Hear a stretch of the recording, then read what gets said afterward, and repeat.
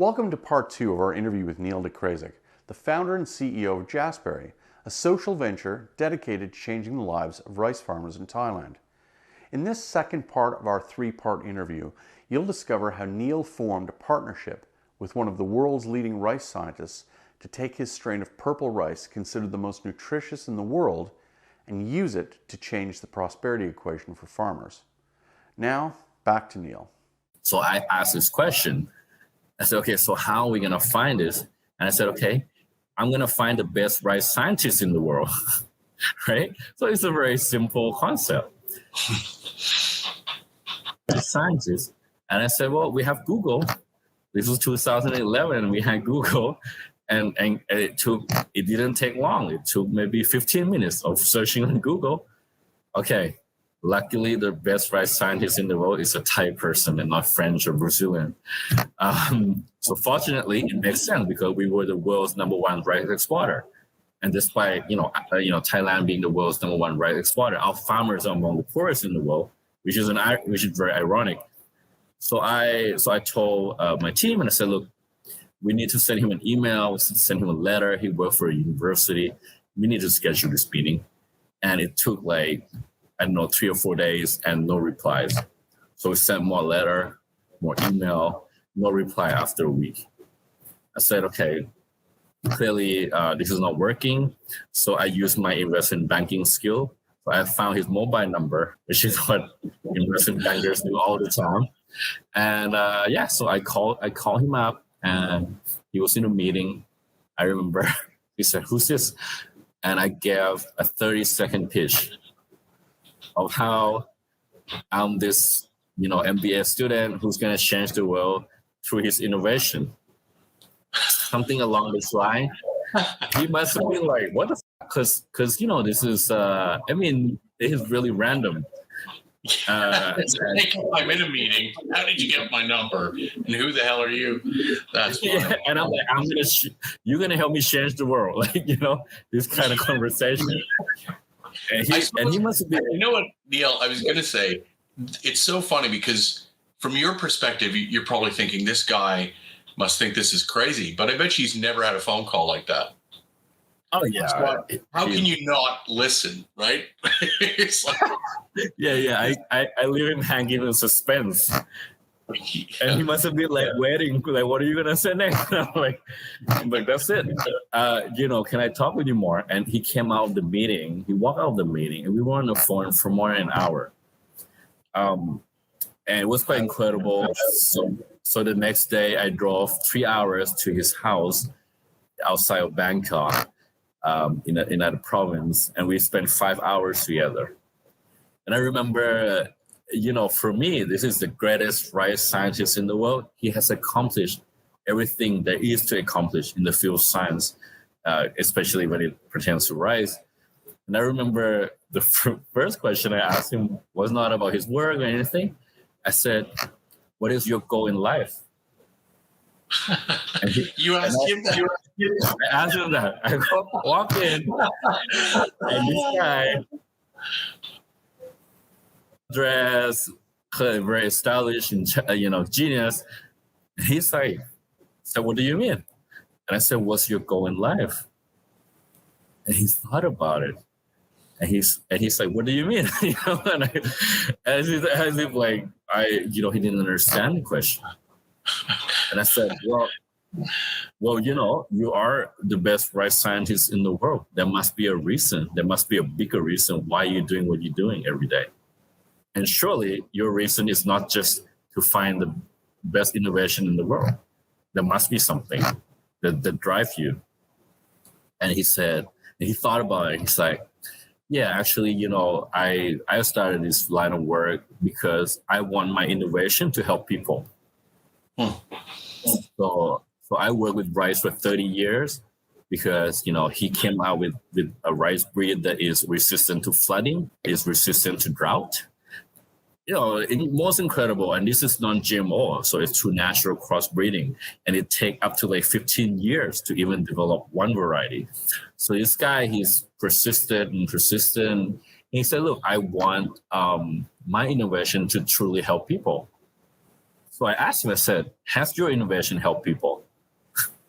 And then of course, I knew the answer to that question already before I asked the question, because in Thailand, if you're a researcher working for the government, for the university, they just stay in the library. They never come out. So you can spend 30 years with, coming out with the greatest innovation. You will never see the light of day because there's so much.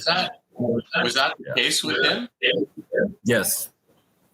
Yeah. Wow. I mean, it's the case with everyone, but I mean, he is the best in the world in his field. So yes, if you're a researcher, I mean, there are levels to it. If you are that great at a level where you could win a Nobel Prize, your research should come out to the world. Like it should make a difference to the world, right? It shouldn't just stay in the university, and you shouldn't just be teaching, 18 years old kid. I mean, there's anything wrong with that, but your skill and ability demands more from you, and I think that have impact. Yeah, your ability to have impact, exactly. Right. Unfortunately, when I asked him that, he said, "Yep, my work hasn't really made any impact. Hasn't really helped people." Wow. And I won every award there is to win in science. So it's pretty crazy. How old was he and how old were you? So I was years old. I was 29, and he must have been 55 at the time. So in an amazing way, he immediately sees an instrument in you to get out of the library and to enable that impact to happen. I'm curious about that, though. Because that's it's almost like a storybook, that idea that you've got this wizened, accomplished scientist who has this desire to impact the world, but whose research never got to the market. And it needs a 20-year-old he's got a fire in his belly, who wants to change the world to take his work and get it to the marketplace, right? I mean, it's a storybook in a way. But when you asked him that question, like, what was in your mind? Why were you asking that question? Did you see the opportunity the way that storybook suggests, or were you just provoking him? No, I think the way I connect with people is to truly understand what their gifts are in the world. Like I believe everyone have a unique gift to the world. This is my personal belief. I've had this belief since I was little. So my way to connect with people is to find out their why. Like, why do you wake up every day? What drives you? What makes you happy? So for me, it's getting to know this person underneath the scientist, because there is this great scientist. But I needed to understand, and I wanted to understand what drives him, and what, for someone that has accomplished what he has accomplished in life, what is there left? I mean, what is still driving him? Because, I think in some ways my father has taught me to be hungry, to stay hungry. My father is 71 years old. Is as driven now as he was when he was 14 years old when he first started working. He had the same energy as at 71 than when he was 14 and has $0 in his bank account. So I think that he taught me a lot about staying hungry and knowing your purpose. And I think that I was trying to find, you could say, I was trying to provoke him a little bit, push him a little bit to see what is there inside, like in his heart, not just in his mind. And for me, like, I believe that if we connect, if we truly share the value, then we can work together. But if we do not share the value, then it will fall apart at some point. So for me, it was important to understand him from a human being, from a human level, that, okay, what is this person? Who is this person? And it doesn't matter that he was 55 and I was 29. Values, it really rarely change. And who you are rarely change from the age of 15 to 70. So for me, it was just a way to understand him. Now, so when you went to that meeting, I mean, to be honest with you, that whole journey of identifying the guy, sending him letters, calling him up, going to his house the next day. I mean, again, it is so inspirational because it demonstrates that it is possible, right, to do something like this. So you spent 5 hours with him, but without necessarily knowing what would come out of that 5 hours. So what was that 5 hours like, and how did you know the idea when? Well, yeah, he was.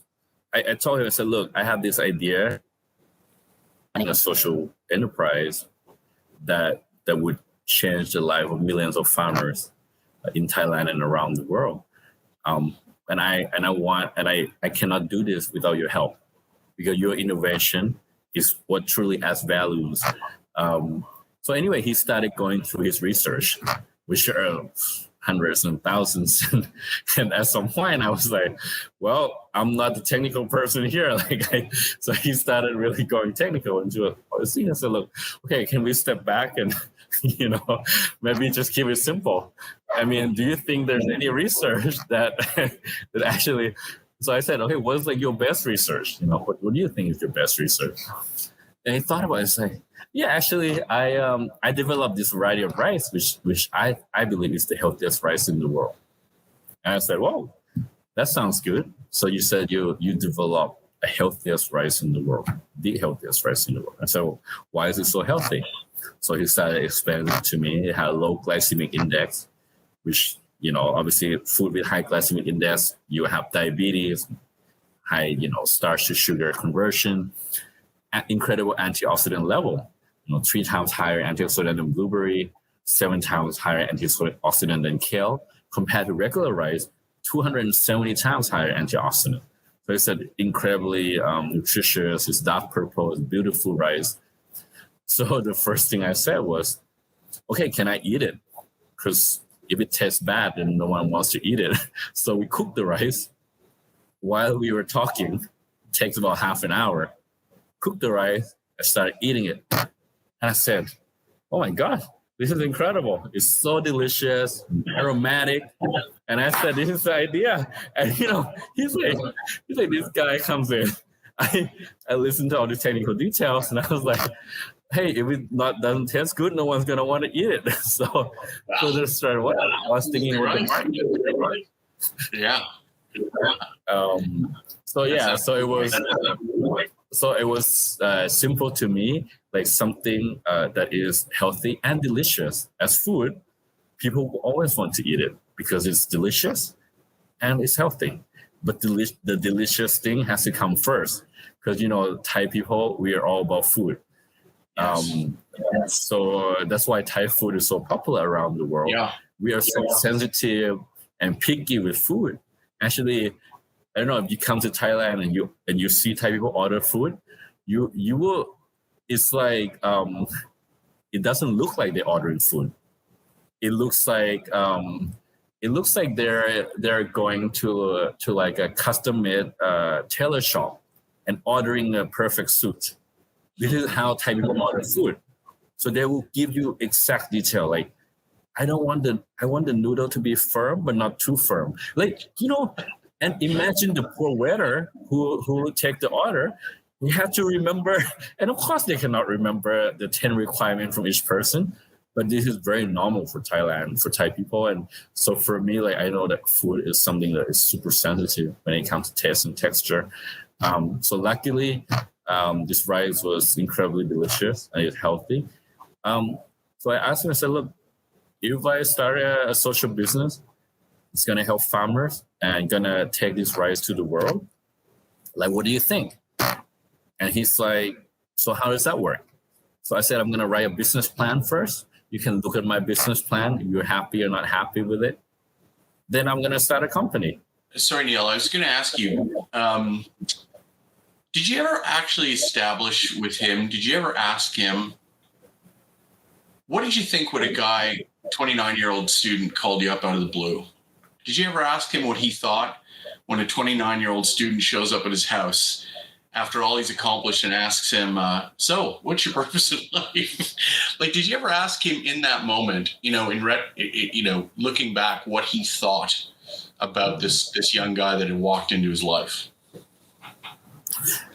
Yeah, I never asked him that question actually, because we were so, intense in the conversation. But actually, looking back, I've had a chance to speak with him years later, and one of the things that he told me was that I was very honest and direct. So I didn't hide anything. I was just very, very simple and honest about what I wanted to do and how he could help in that journey, and that we share this desire to make a difference. So, and especially particularly to help the farmers. So I think that, looking back, it was about honesty more than anything that he responded to.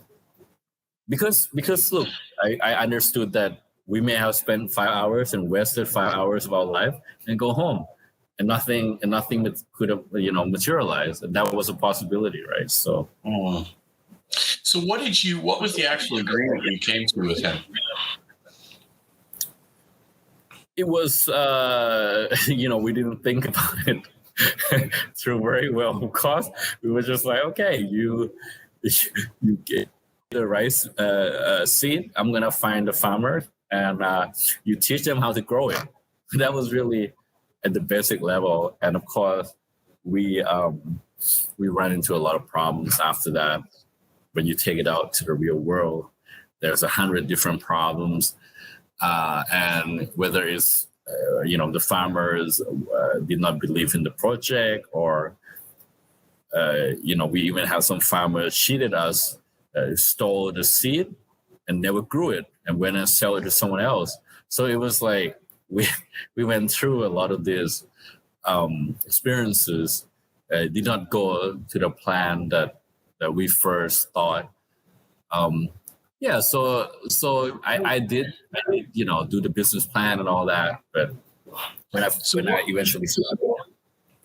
Sorry, Neil, I was going to ask, what was the original plan? Like, what was the plan in its simplest form? How are you going to take this unknown, strain of rice and turn it into something that would change the lives of farmers? So what was the plan? So the plan was that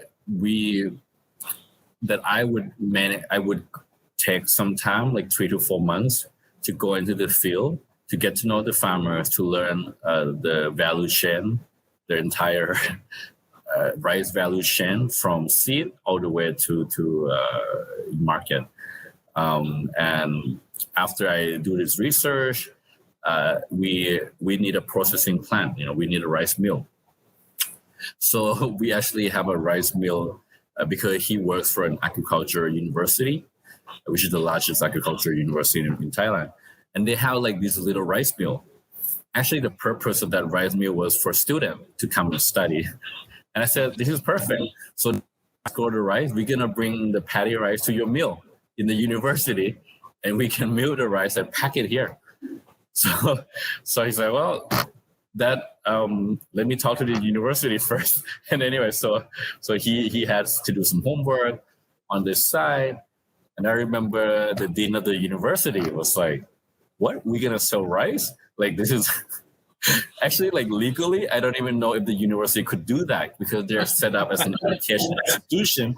And then suddenly they're like, well, we're gonna mill the rice and pack it here in the university, and we're gonna obviously have to charge money and all this kind of stuff. So we were breaking a lot of rules for sure. Like even like that's against the law. Like you cannot start a university and suddenly start packing rice and having a factory in the university. So yeah, there were, just to touch on it, that I took a few months to go the operational step to do this. What I require from the researcher was really the original seed, and to teach the farmers how to grow the rice. And on the processing side, that he would use the university facility to start this project, because we didn't have a lot of rice to start with anyway. So it was big enough to mill the rice, to pack it there, and then I would purchase everything and then sell it to the market. But yeah, it was. So the idea was that you would take a very distinct strain of rice that had all these incredible nutritional properties, and you would convert farmers who were earning less than $1 a day to exclusively producing this crop of rice. Correct. So obviously they think, here's this rich kid comes along from his fancy university with this purple rice and wants me to basically put my entire, albeit limited, livelihood at stake to grow this product. So what was the commitment? Like, what were you telling them that they would get by doing it?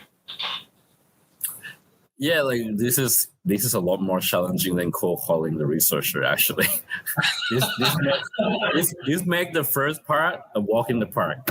Trust me. Right. The second part we just talk about, because it is their livelihood. It is not something that a 29-year-old kid can just come and say, I want to change the world, and they're gonna listen. So yeah, this was a process where I didn't say I pretend. So I was technically this collaborative when I went to meet with many of them in the northeastern part of Thailand, which is the most impoverished area. And I said, hey, I'm a student and I'm here to do some research. So they did not know that I had this idea or anything. I said, okay, so, and I said, okay, we'll give you like compensation for doing research together. And I said, okay, so what kind of research? And I said, I am researching on organic farming, organic rice farming, and how that can help farmers get out of poverty. So I said, okay, I already planned that they would grow in the organic method, so no chemicals and all this kind of stuff. So I was down there with the farmer for like a whole year, pretending that I was a student, which I was at the time, so I wasn't lying to them.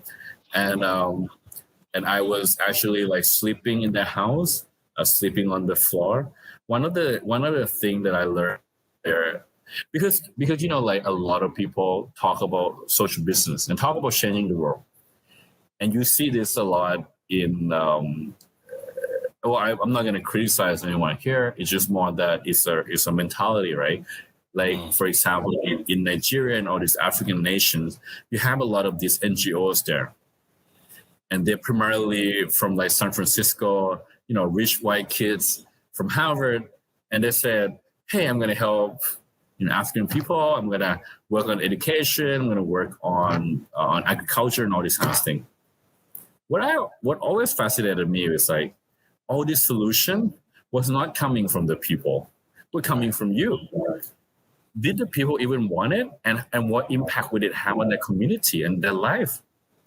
And at a simple level, imagine if a village has no electricity, and one day you go in there, and actually my friend started this company.